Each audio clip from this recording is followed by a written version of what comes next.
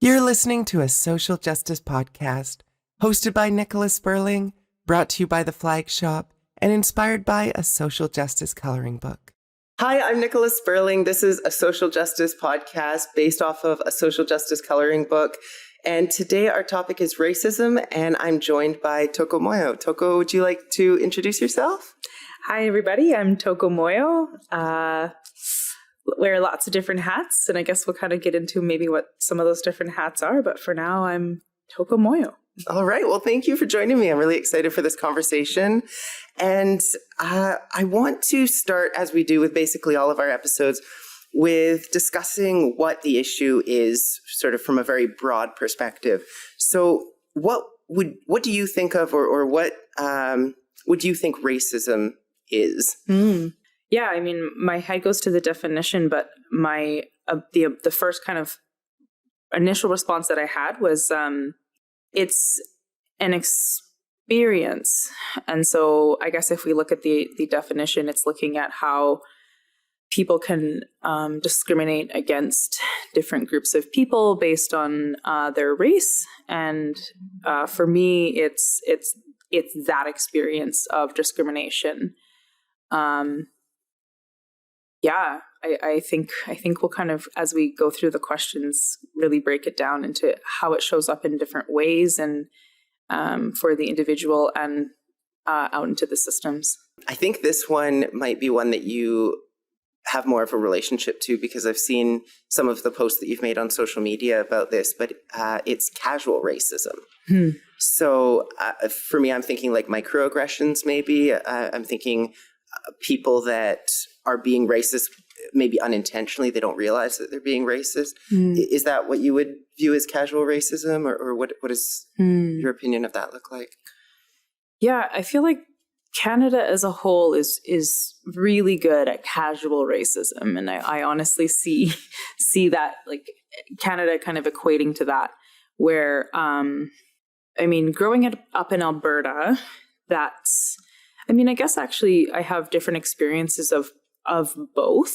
But yeah, casual racism shows up a lot, I guess, more subtly for the people perpetuating it.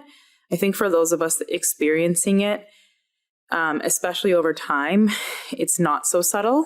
But yeah, it shows up as jokes, small comments, like you said, kind of internal biases that people haven't had any introspection around and are perpetuating in different ways.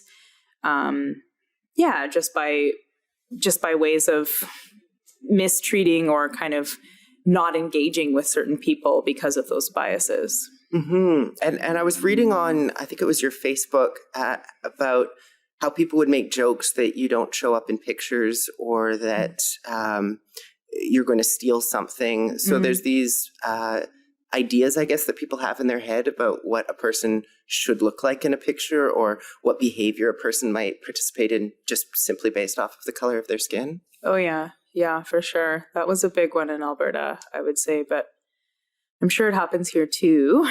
I'll be referencing my experiences in Alberta a lot, and that's not to say that I don't think those experiences happen here. But since moving here, I made a very conscious decision of not being around people who engaged in those ways. But yes, it happens across the country, and although Alberta is specifically, I would say, unique, they're not the only province that has people that engage in those ways. So it was just maybe a little bit more prevalent and harder for you to separate yourself from people that were engaging in that kind of behavior? Yeah, exactly. Mm-hmm. Mm-hmm.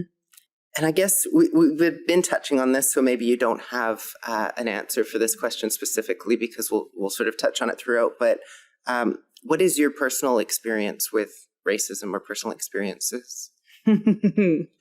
Okay, so this is why this podcast might take 5 hours. Yeah, I mean, how young do we want to go back? I feel like the common rhetoric between people of color talking about their experiences of racism is that, you know, we were just learning how to walk, and that was our first memory of a racist experience.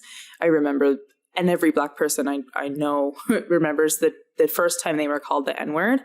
And for me, I was 3 years old and I was at a playground just outside of my house, and I didn't quite know what was going on, but my older cousin, who was maybe 3 or 4 years older than me at the time, was beating up this kid at the park because he had called me this word that I didn't know what it meant, but learned pretty quickly that it was a bad word because of the response that my cousin gave. And so that's like, to share that story, and I think to also share, especially for Black people, that it's very common for me to share that story with other Black folks and them to say, oh yeah, me too. I was 3, I was 4, I was 5. I think just speaks to the lifetime of experiences of racism that we've had. It definitely got worse, I would say, in maybe elementary, junior high. That's when like the jokes and the comments and like the whispers of the N-word, or just like there was like little nicknames and variations of the N-word that people would use, like calling me like a niglet, or like, I don't know, there's a whole bunch of different variations of the word. Again, I guess going back to that experience of it being, or like that term of casual racism, where those kids would get away with saying that in front of other people, other students, possibly teachers as well, because it wasn't, the hard ER type of word.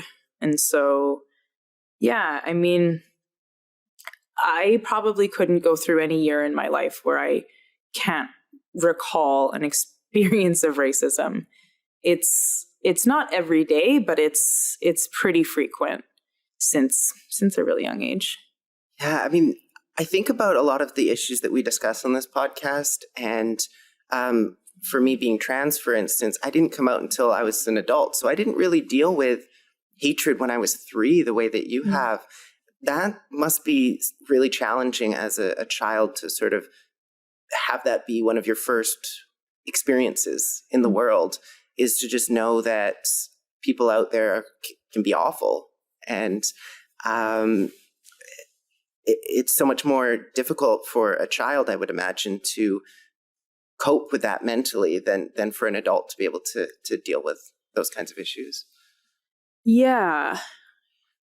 I don't know how much I've thought of, well, I think I've thought about it in different ways, but yeah, I don't know how much I've thought about that young and how that shaped me or what that did for me. But yeah, I am in my work. One of the reasons why I focus on racial trauma as a form of support from the clients that I support is because of the realities of racial trauma and complex racial trauma that, like, yeah, from a very, very young age, it shapes your worldview.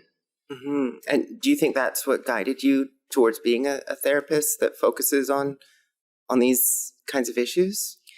Yeah, I would say so. A therapist that focuses on these kinds of issues for sure.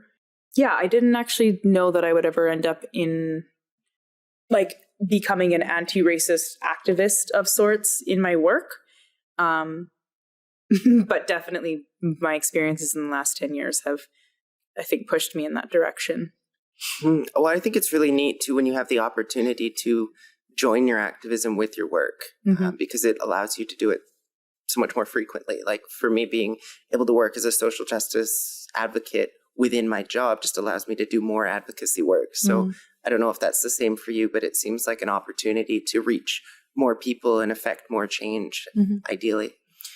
Yeah, and it works both ways, actually. One of the kind of, intersectional feminist theory looks at empowerment as a way of strengthening clients and folks who are coming for counseling support. So I think for myself, doing this work as well is empowering and therapeutic in a way.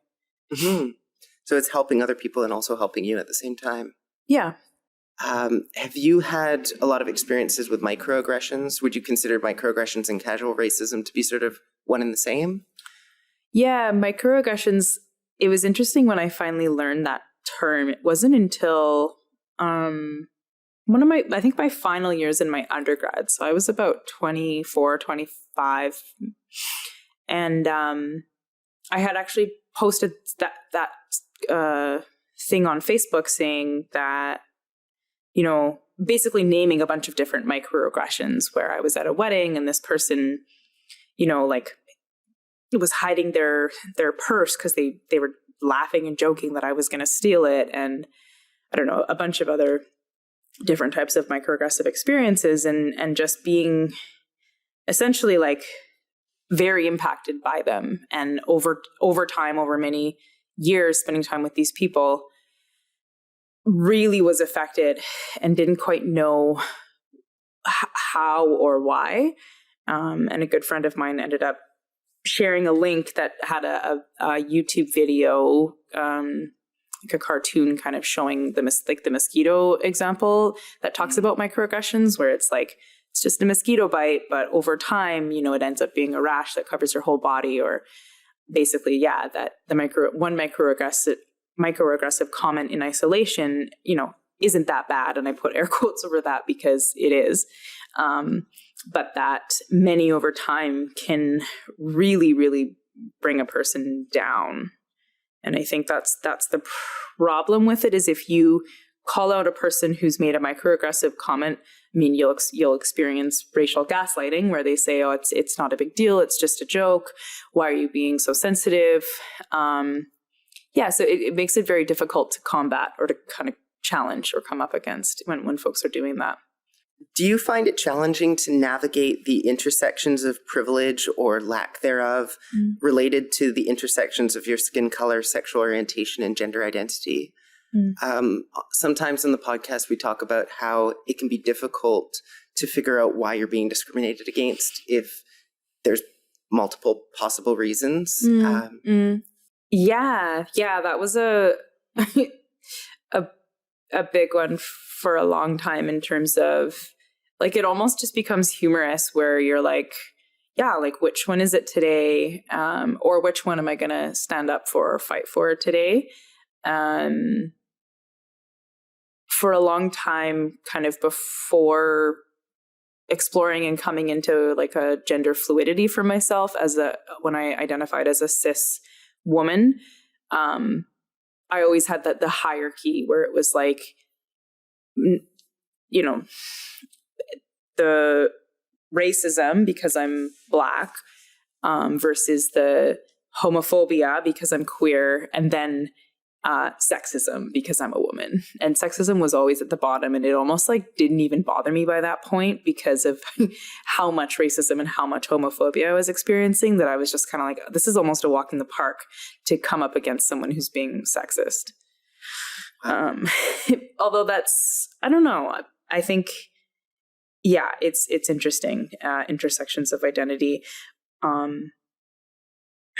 Yeah, there's definitely like, I guess, like, not that it's difficult to try and figure out which oppression am I experiencing, but just that sometimes you'll experience both at the same time, or, yeah, experiencing multiple oppressions kind of consistently. Right. So I guess the kinds of people who are discriminating against others typically are not going, well, I'm only going to discriminate against Black people. They're discriminating against women and Black people and whatever else your identity might be, whether you're queer or whatever it is. Yeah, I think so. Like, I think most bigots just kind of like have a whole pool of things they don't like about humanity. Right.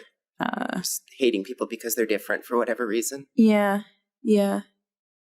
But I mean, like I was kind of alluding to earlier, which, yeah, it can be interesting.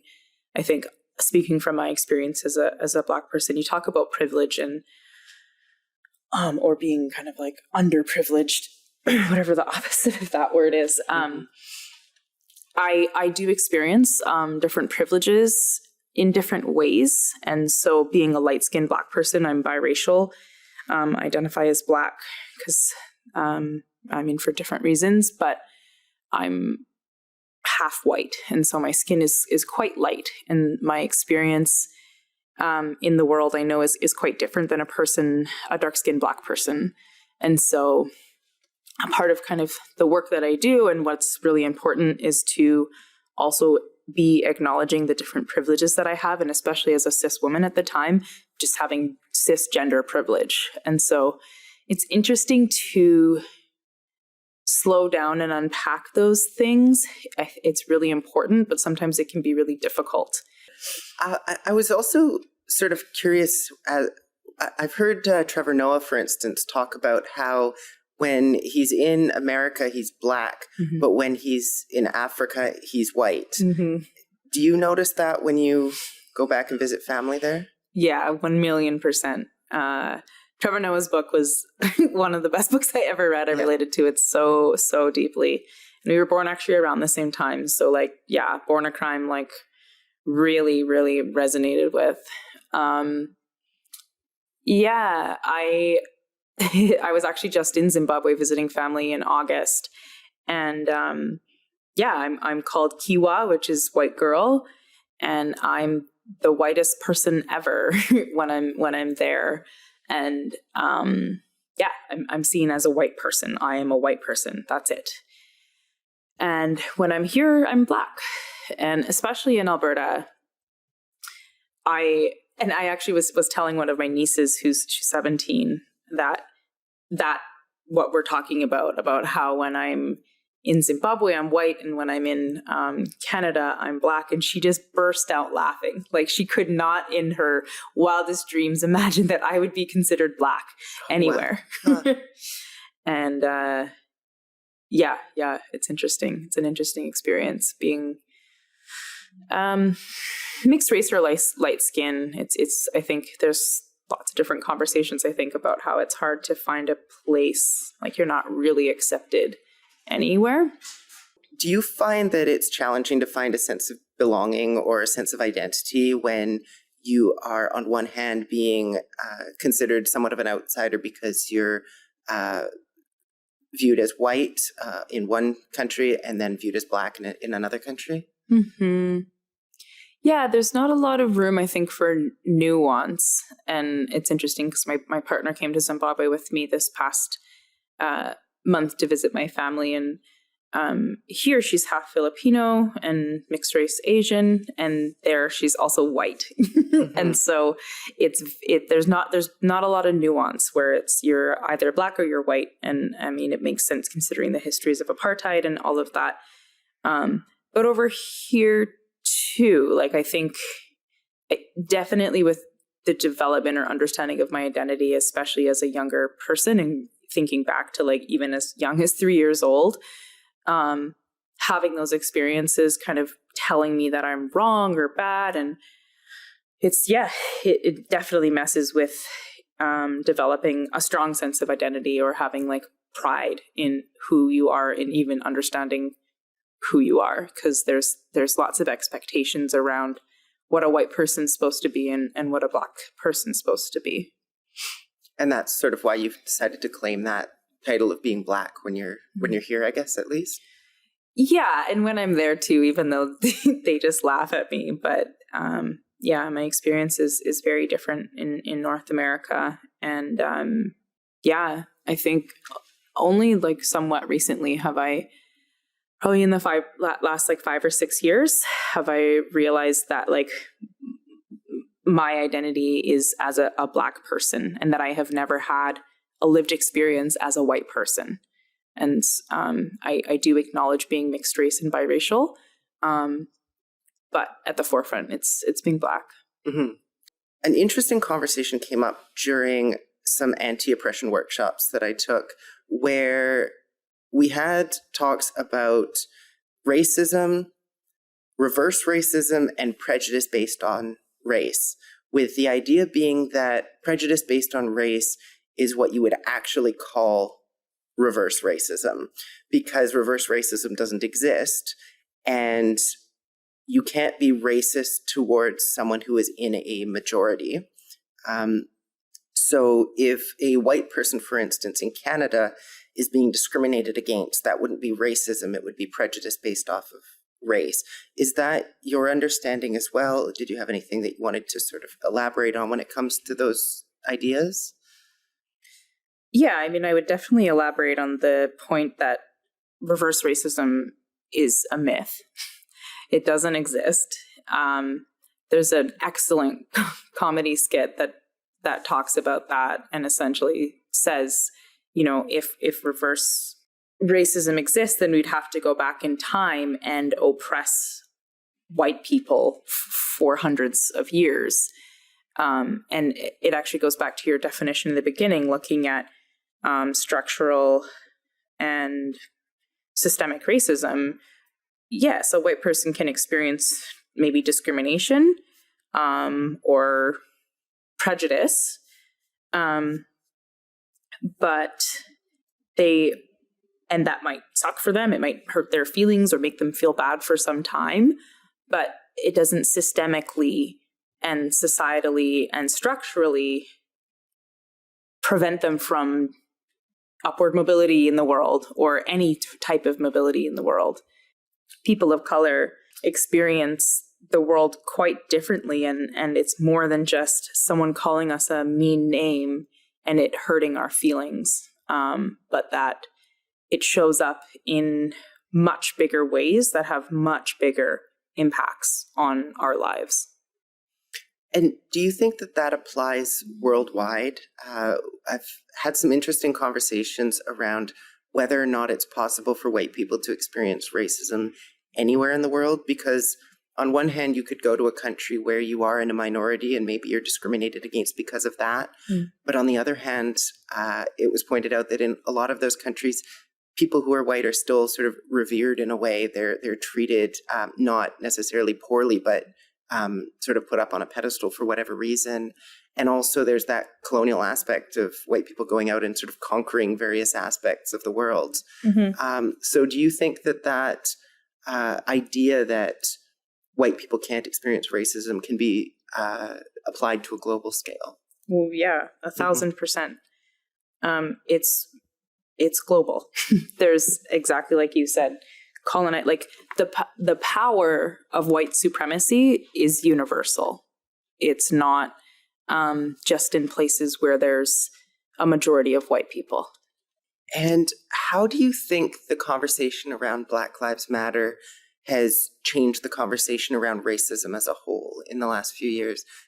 I mean, Black Lives Matter has been around, I suppose, at this point more than a few years, but it seems like there's been, maybe in the last 5 years that you've been identifying as Black, there's been a lot of conversations around Black Lives Matter and why that needs to exist and why Black people specifically need to be brought to the forefront of our attention.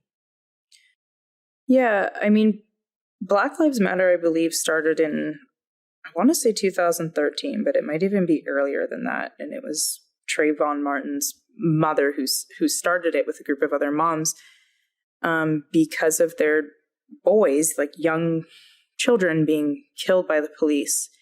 And for whatever reason, I look forward to the research and like the theories and stuff that will come out. But for whatever reason, in 2020, when George Floyd was killed and the world watched that happen, the Black Lives Matter conversation and movement shifted very largely. And as we know, movements shift and they happen over time. It's not one single event. But yeah, that shift definitely changed. I would say it changed how people were listening and how people were responding and viewing Black Lives Matter and maybe reflecting on, it changed, it shifted how people reflected on their participation in racism and looking at structural and systemic racism.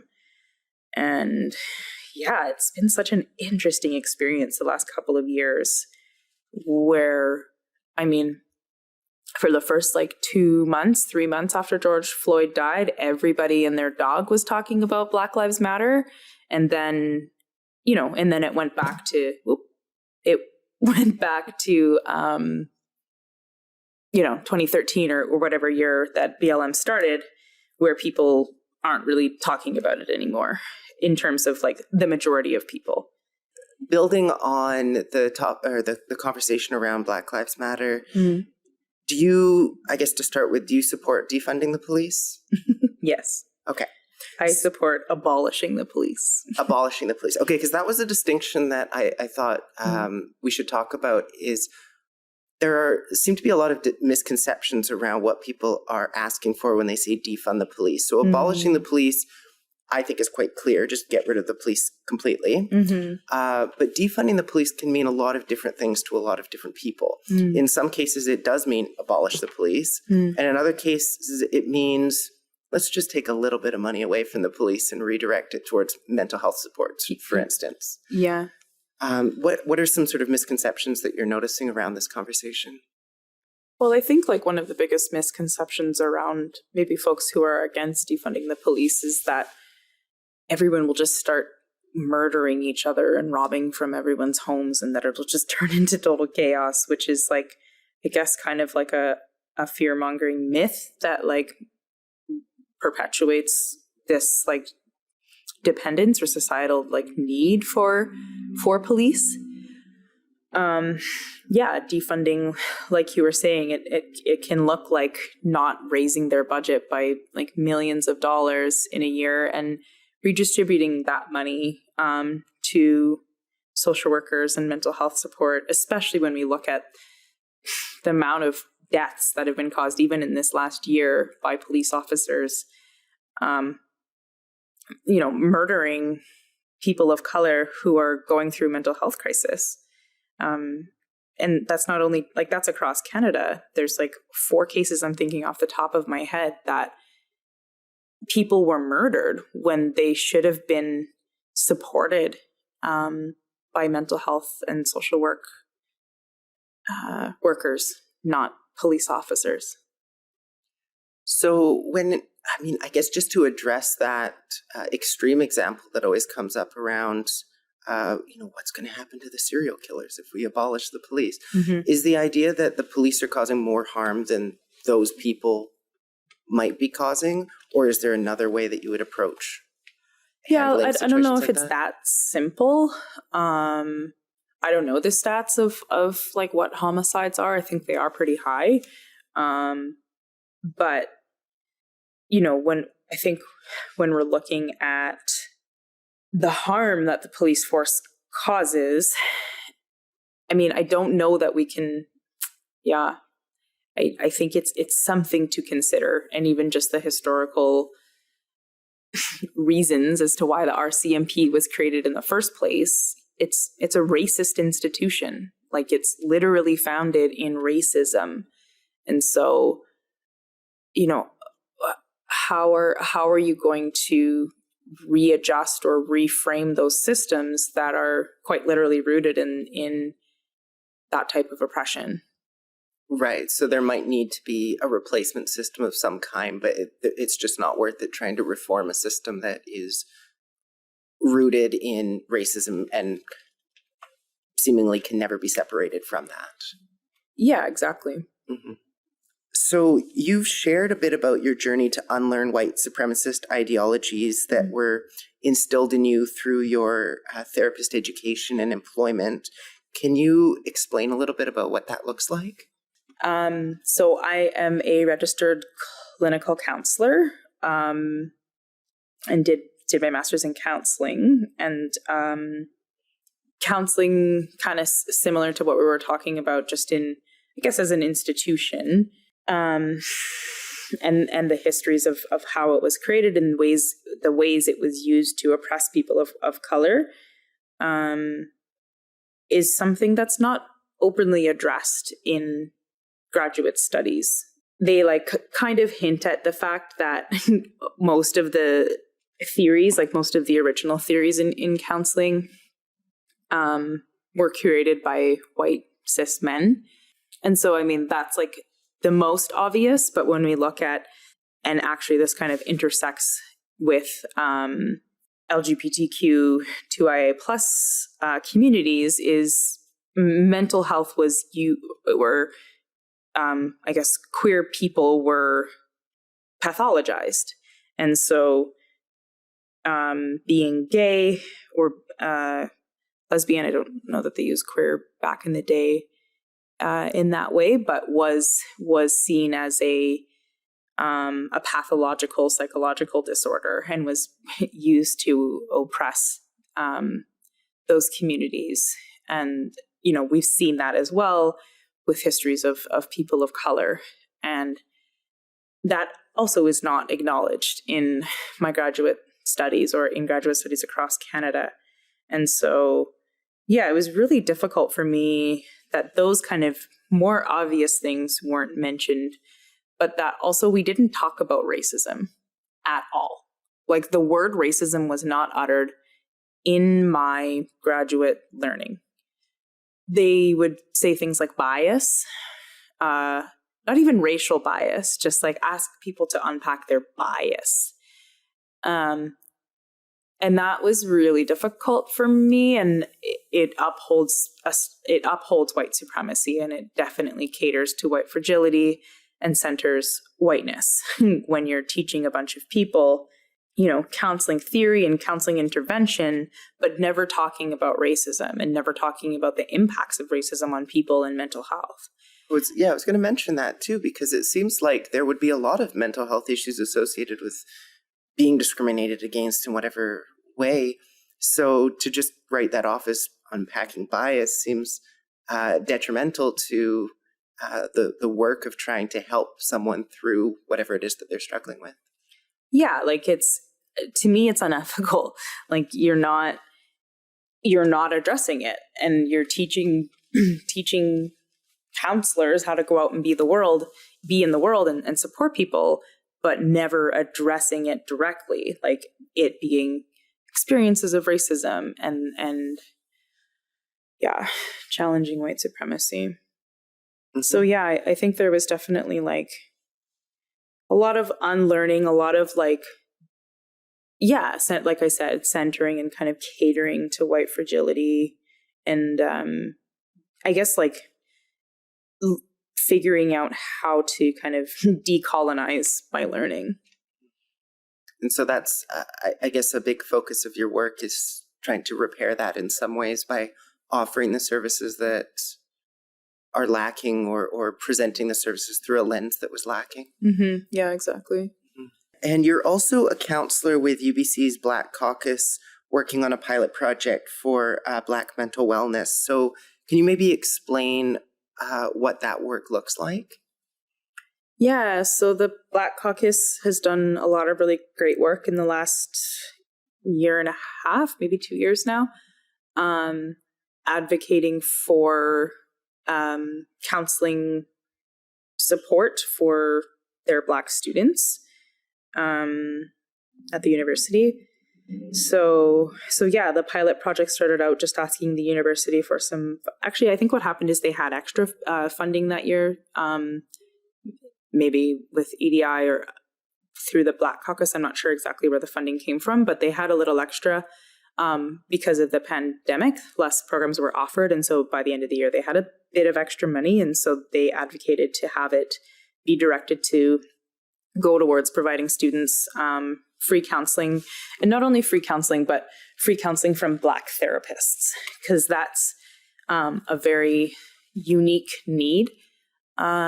I would say especially in this city, but across Canada for sure, to have a therapist that's Black, if you're a Black person, and the importance of that. And I think the privilege that a lot of other folks, especially white folks, don't quite understand that they have kind of don't have to worry about finding a white therapist or a therapist that looks like them.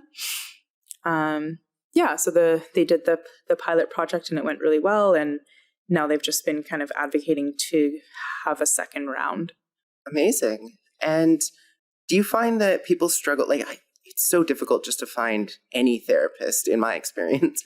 It took me quite a while to find someone that I could work with, and I imagine that's compounded when you're part of I know it's compounded when you're part of a marginalized group, and you're trying to seek out therapy that relates to that in some way. Yeah. Are there enough Black therapists coming out of school to fill the need, or is there still something lacking there? I don't know. That's a good question. Probably not. I don't know the numbers of Black therapists. I mean, in my program, I think there was 2 of us, so it's likely pretty small. I have noticed over, like, since I began practicing in my independent practice in 2020, I work with a number of Black therapists, and I think, I haven't counted, but there's maybe 20 of us, which is actually pretty great. But yeah, I would imagine, I think I've definitely thought a lot about ways to work with the university to, just from my own experience, it's very hard to get into a master's program. There's just a lot of barriers. And when we look at like financial differences for Black folks, just having access and means to do graduate education,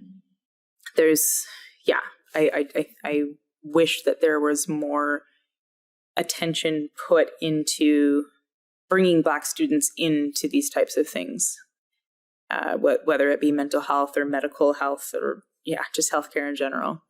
Yeah, that's been something that's really challenging in basically all of the EDI work that I've been doing. Is those systemic barriers prevent you from being able to have people who are, there's that old trope, like I pointed out, for instance, that all of the staff in Coquitlam's council, or not all of them, but most of them are white.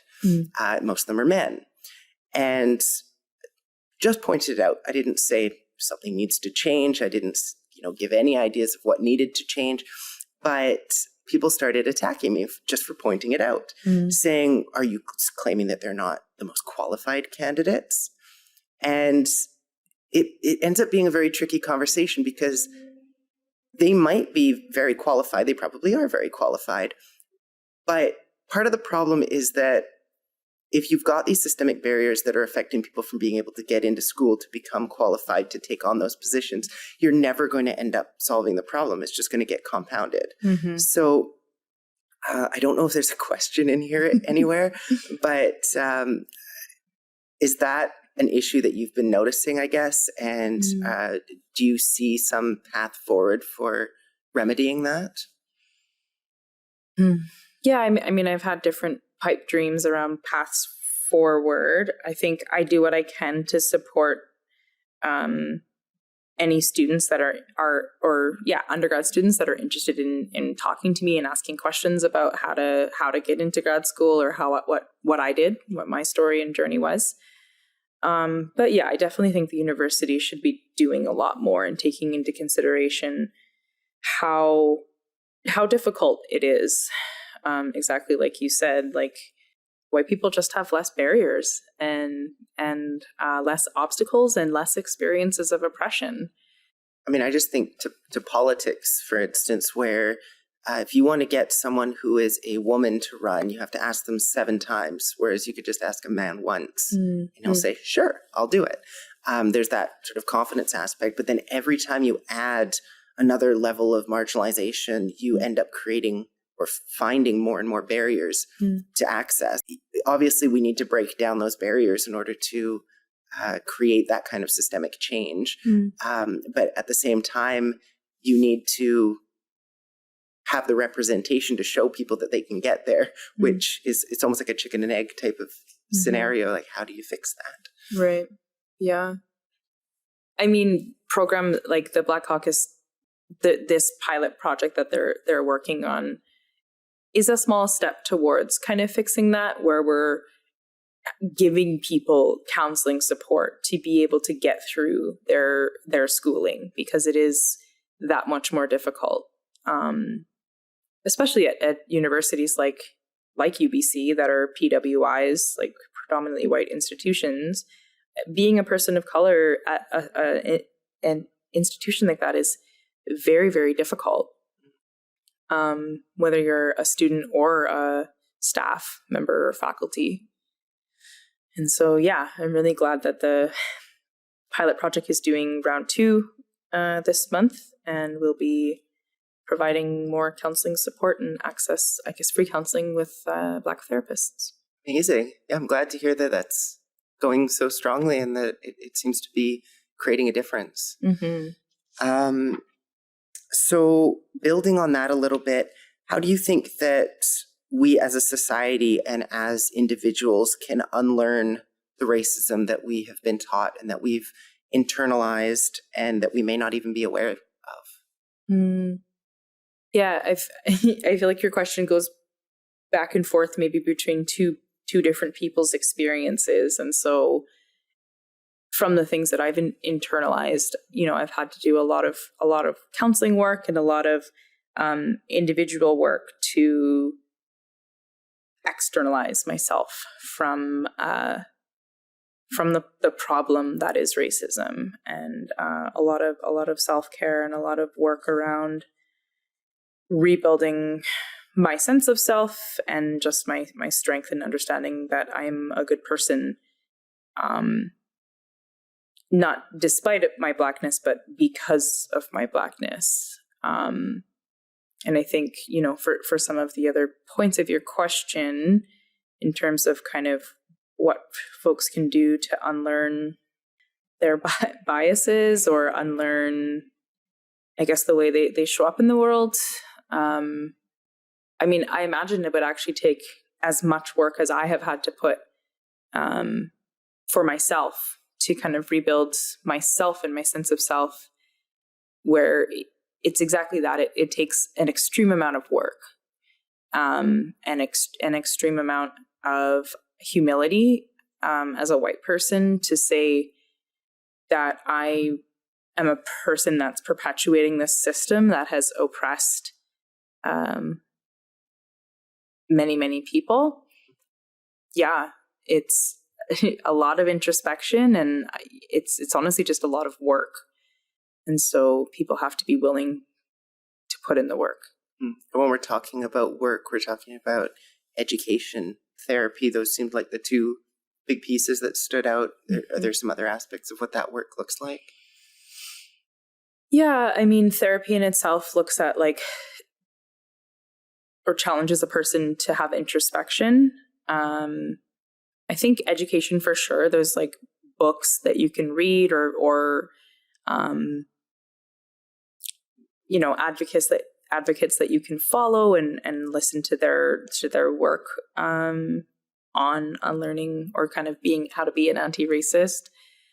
And I think challenging others. So starting small, starting with family and friends. And if you see someone engaging in microaggressions or overt racist behavior, the silence is violence is a pretty real thing for me. So I'm talking to a lot of people in my life because of that, where I would call out racism and then the ripple around the room of complete silence.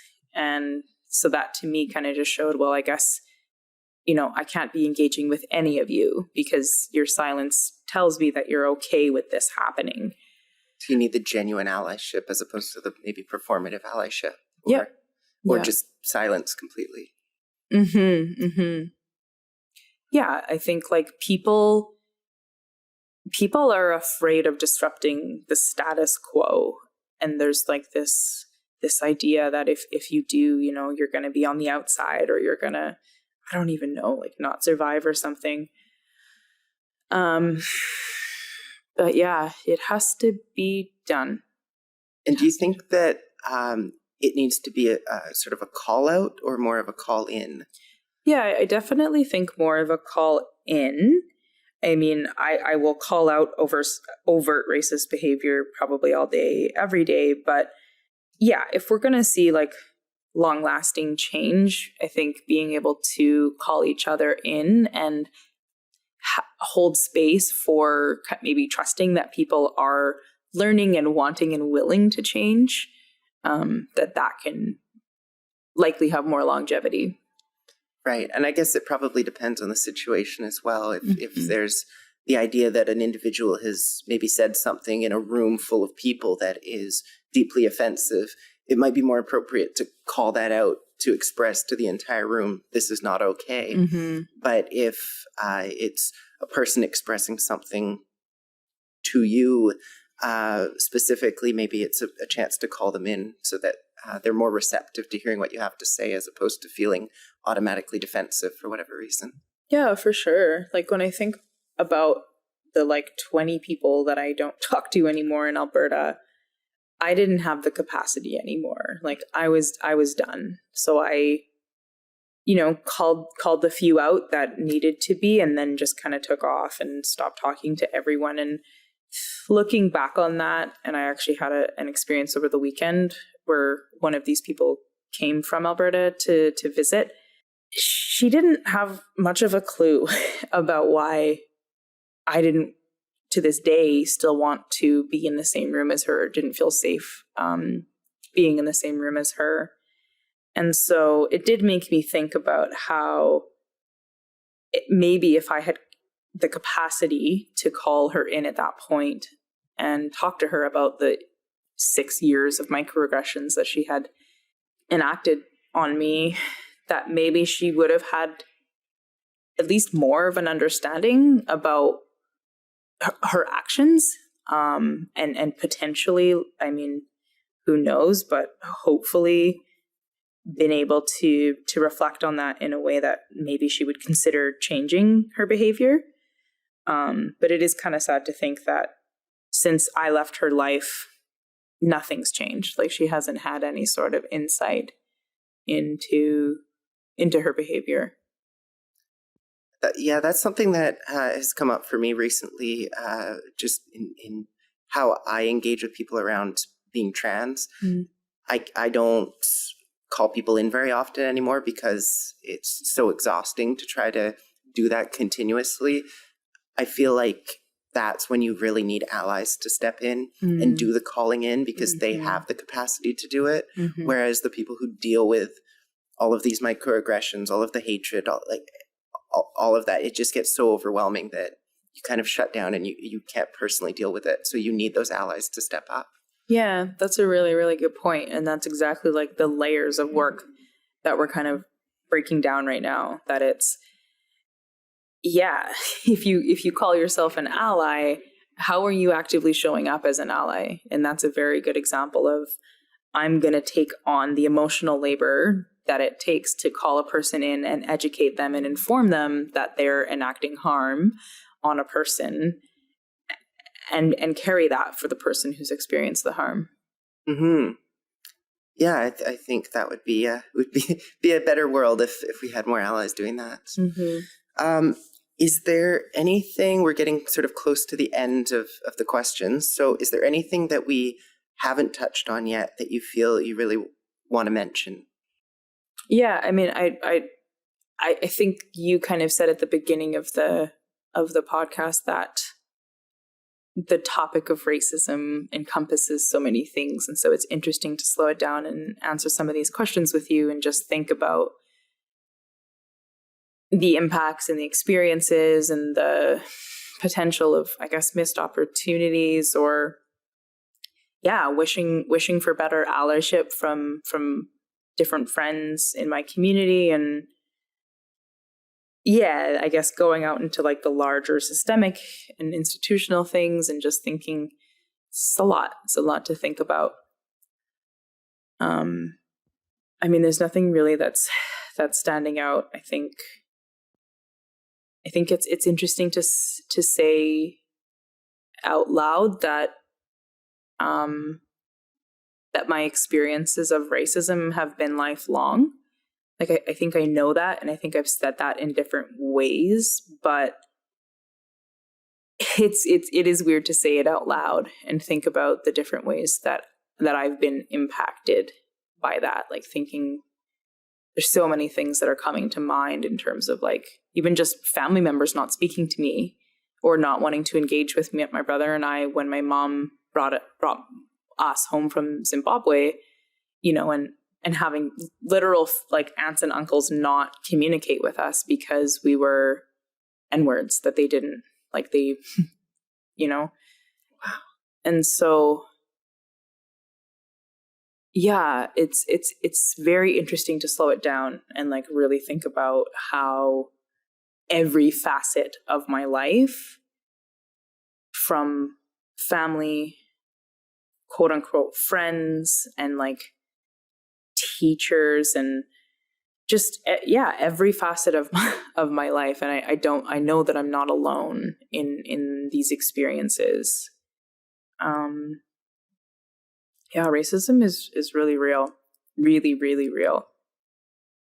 Actually, one thing that I didn't talk about, and I don't know if, I don't even know like how to, or how much to get into it, but I'm actually supporting a client right now who is experiencing very violent and very overt racism at their school.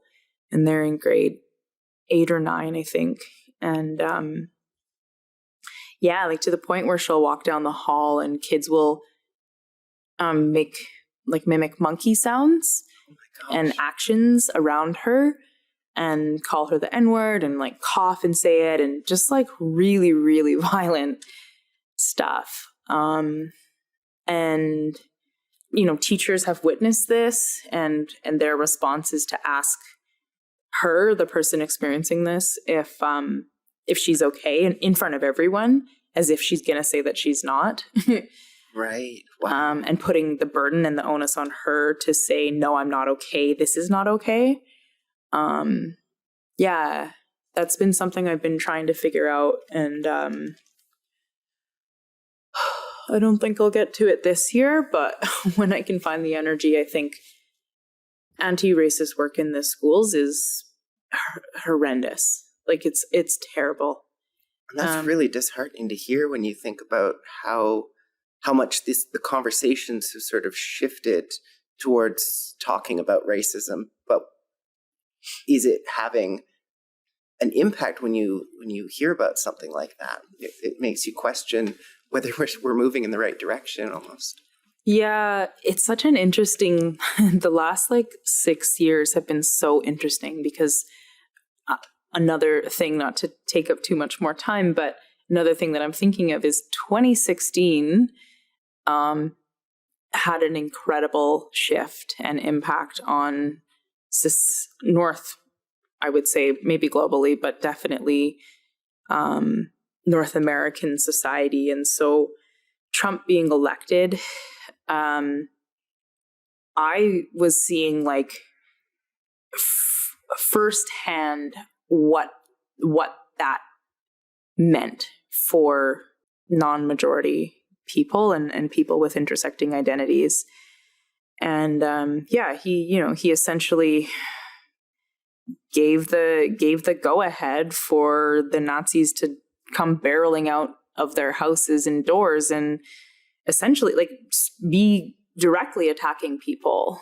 And so when we think about that happening in 2016 and how much of a ripple and how much of a profound impact that had on our society, and then coming into 2020, it's very, very interesting. So many things have happened over the last 6 years in North America that are, when you look at the states, have created quite a divide. But I remember I guess it was 2020. So it was almost like those two things kind of colliding. My brother was living in Vancouver and he ended up being stalked and harassed by a white supremacist who threatened him and said he was going to show up at a Black Lives Matter protest with a gun and very, very overt racial harassment that was very clearly from some of the things that Trump had said. And so I think some of the rhetoric was oh, that stuff happens in the States. It doesn't affect us here, but it definitely does. Yeah, I saw a huge increase in the level of hate that was being spewed, at least online. And those kinds of sentiments are always going to work their way into the real world because social media doesn't exist in a vacuum. But that's incredibly scary to hear about those kinds of experiences. Yeah, well, and even looking at Elon Musk and Twitter right now, all I've seen is articles about the N-word being I don't know, whatever, like 500, like used 500% more than it used to be or whatever, where it's like, yeah, these things are very, very real and impact real everyday people. It's like Trump's election. It just makes people feel emboldened to spew that crap. Yeah. Yeah, it's scary, very scary. Yeah. Well, on that depressing note, what advice would you give to our listeners who are maybe looking for ways that they can champion anti-oppression, anti-racism? I know that a lot of people are looking for ways that they can make a difference, but also recognizing that you can't just go out into the world and do whatever you want and create change that way. It has to be led by the people who know what it's like to experience racism. So do you have some advice for people who are looking to try to make a positive impact? I think kind of like you were saying, I guess listening, I think, is a very powerful tool. So if you have people in your life who are not white or experience experience racism, to listen to them and maybe hold space for them to talk about those experiences. I think it's hard for people to hear how hard it is or hear about people experiencing negative and difficult things. But I guess that's probably the counselor in me, that listening to people holds a lot of power. I think, like we said, just the allyship. And so if you have the capacity and if you call yourself an ally, what does that mean in action? What are you doing in action? And so maybe standing up for people in your community, or going to rallies or protests, or donating to agencies or organizations that are promoting anti-racist initiatives. Yeah, I don't know. It's a big question. I think there's lots of different things that people can do, but I think like just having humility and like really genuinely wanting to listen and to learn can have a really big impact on how people engage in the world. And I mean, from my personal experience, I have acknowledged that I've internalized a lot of racist teachings throughout my life, and that is going to make me racist in some ways, just inherently. And I think everyone is racist in some way. I mean, you correct me if you view things differently, but I think that's a difficult thing for people to come to terms with. And I've tried to have conversations with typically older generations about this idea that they've internalized concepts that are wrong and that they need to unlearn. And there's this sort of defensive response. Oh, I'm not racist, or I've never done a racist thing in my life, or something along those lines. And I think that what you're saying about making sure that you have that humility and that you're listening to other people and actively working through therapy, through education, to unlearn what it is that you've been taught is really valuable. And like for me, a big sign that I need to slow down and have some introspection and sit with what I'm feeling and what I'm thinking before I'm responding to something is if I feel immediately defensive. And so, yeah, again, through therapy, kind of understanding what some of those signs are and what some of those things are. If I'm immediately defensive and have some sort of response and say, oh, I'm not this, then, likely there's some stuff to unpack there. Well, thank you so much. I know that these conversations aren't easy, so I really appreciate you taking the time to be on the podcast to share your perspectives. And so this has been my guest, Thoko Moyo. Thank you again for joining. This has been a Social Justice Podcast. I'm your host, Nicola Sperling, and I'll see you again in 2 weeks.